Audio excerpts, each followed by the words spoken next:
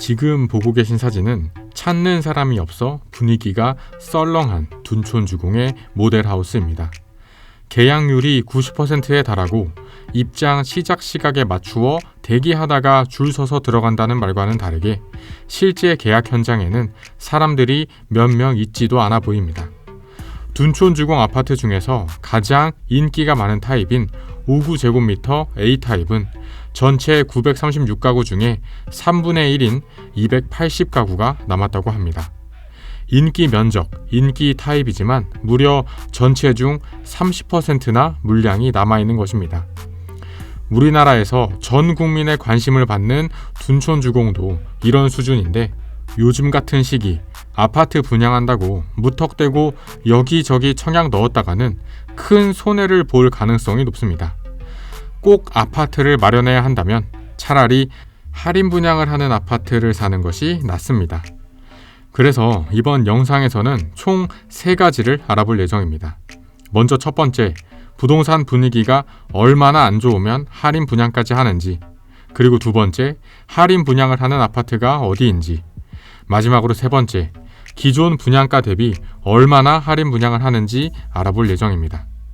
뿐만 아니라 후분양을 하는 아파트, 분양가를 높게 받겠다고 후분양을 했던 아파트까지 결국 미분양이 나는 현실도 짚어볼 예정입니다. 그럼 바로 본론 시작하겠습니다. 요즘 부동산 분위기가 너무 안 좋다 보니 할인 분양을 하는 아파트들이 널려 있습니다. 건설사와 조합은 수요 예측을 실패하고 부동산 시장을 너무 낙관한 나머지 분양가를 너무 높은 가격에 책정하고 있습니다. 최근 미분양과 할인 분양이 연속되는 대표적인 사례로는 강북구 수유동의 칸타빌 수유팰리스와 안양시 동안구의 평촌 센텀퍼스트 아파트가 있습니다. 이들 아파트는 분양가를 도대체 얼마에 책정했길래 미분양이 속출하고 할인 분양까지 하게 되었을까요? 먼저 칸타빌 수유팰리스 아파트를 알아보겠습니다. 칸타빌 수유팰리스 아파트는 강북구 수유동 4호선 수유역에서 20분 정도 되는 거리에 있는 소규모 아파트입니다. 이곳은 미분양과 할인 분양이 지속되고 무려 7번의 무순위 청약을 진행했음에도 불구하고 완판에 실패한 사례입니다. 악성 미분양이 지속되자 할인된 가격에 LH에서 미분양 물량을 모두 매입하였습니다. 칸타빌 수유팰리스의 입지와 분양가가 어땠길래 7번의 무순위 청약을 해도 아무도 안 샀던 것일까요? 칸타빌 수유팰리스 아파트는 총 216세대의 소형 아파트입니다. 사실 아파트라고 하기보다는 오피스텔이라고 해야 할 정도의 소규모입니다. 당시 분양가는 24평이 8억 9천만 원, 27평이 9억 2천만 원, 30평이 10억 8천만 원이었습니다. 주변에 더 좋은 아파트보다 훨씬 더 비싼 가격이었습니다.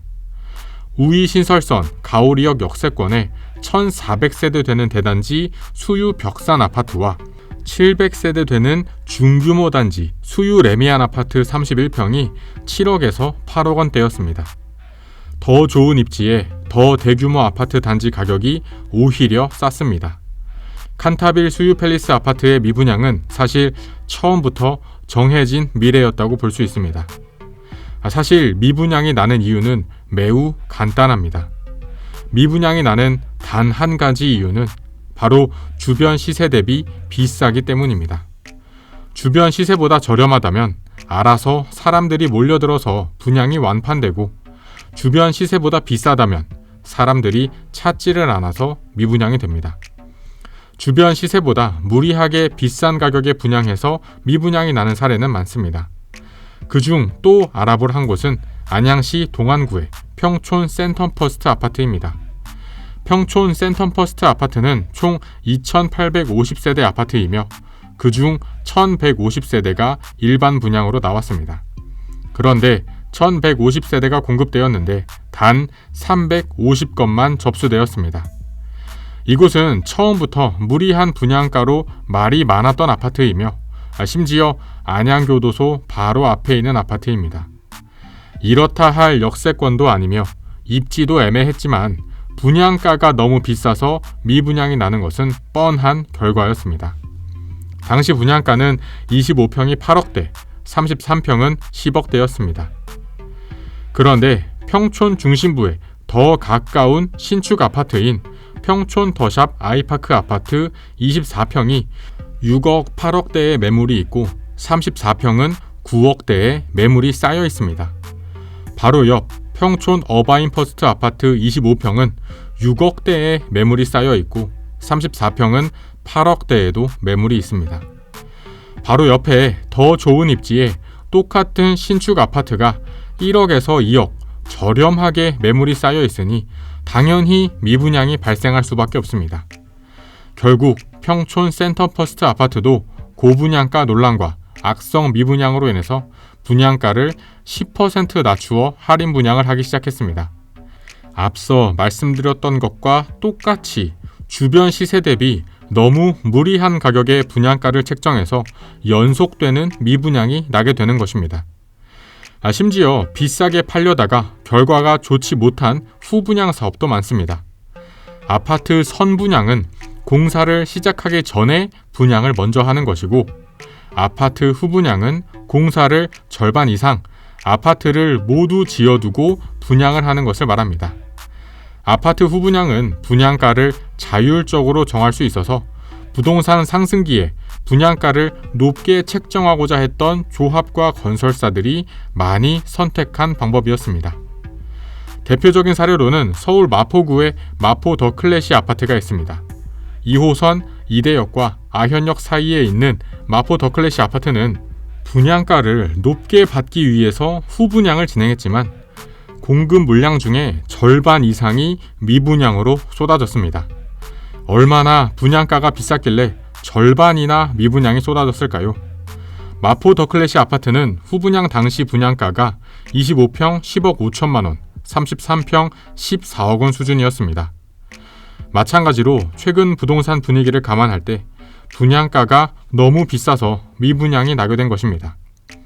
심지어 앞으로도 서울에 후분양 아파트가 많이 남아 있습니다.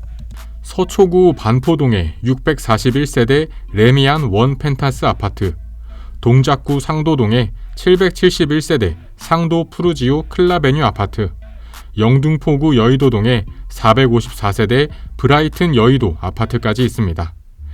이들 아파트의 후분양 분양가를 얼마로 책정할지, 후분양 결과는 어떻게 될지 많은 사람들의 관심을 받고 있습니다. 이제 여러분들은 돈을 버는 부동산을 선택하기 위해서 딱 한 가지만 하시면 됩니다. 딱 한 가지. 그것은 바로 굳이 비싼 가격에 청약을 넣기보다는 할인 분양을 골라서 잡는 것입니다. 조금만 기다리면 알아서 분양가에서 할인을 하는데 굳이 정상 분양가에 청약을 넣을 필요가 없습니다. 분양가에서 할인을 한다는 이야기가 들려오면 그때 알아보고 원하는 층, 원하는 동, 원하는 호수로 골라서 계약을 해도 됩니다. 물론 그래도 적당한 가격에 분양 나오면 청약 넣는 게 낫지 않나? 라고 생각할 수도 있습니다. 그래도 웬만한 단지는 줍줍까지 가면 다 완판되고 할인 분양까지 하는 경우는 특이한 경우이기 때문입니다. 좋은 아파트가 적당한 가격에 분양 나오면 청약 통장 넣는 게 맞습니다. 제가 말씀드리는 것이 무조건 청약은 절대로 하지 말라라는 것이 아닙니다. 적당한 가격, 주변 아파트 시세 대비 메리트 있는 가격이라면 청약도 알아보면 좋겠습니다. 그럼 적당한 가격은 얼마일까요? 그 기준은 분양 나온 단지 주변에 대단지 신축 아파트 가격을 기준으로 살펴보면 됩니다. 분양 나온 단지 주변에 최소 1000세대 이상 대단지 아파트이며 지어진 지 10년 이내의 신축 아파트의 현재 가격을 살펴보시면 좋겠습니다. 일단은 보수적으로 보고 할인 분양에도 관심을 가져보는 것이 좋겠습니다. 그러나 물론 무작정 모든 청약을 다 거르기보다는 주변에 1000세대 이상 지어진 지 10년 이내의 아파트 가격을 살펴보고 그 가격과 분양가를 비교했을 때 메리트가 있다면 청약을 고려해보는 것도 좋겠습니다. 그리고 시간이 되신다면 전체적인 부동산 분위기 파악을 위해서 앞서 말씀드렸던 후분양 단지들의 결과도 살펴보시는 것을 추천드립니다. 서초동의 레미안 원펜타스 아파트, 상도동의 상도 푸르지오 클라베뉴 아파트, 여의도의 브라이튼 여의도 아파트 3곳입니다. 긴 영상 시청해주셔서 감사합니다. 저는 앞으로도 현장의 분위기를 담은 영상과 함께 진짜 돈을 버는 부동산 이야기를 전달드릴 예정이니 돈 버는 소식 놓치지 않으시려면 채널 구독과 영상 좋아요까지 부탁드립니다. 그럼 저는 다음에 또 새로운 부동산 이야기로 찾아뵙겠습니다. 감사합니다.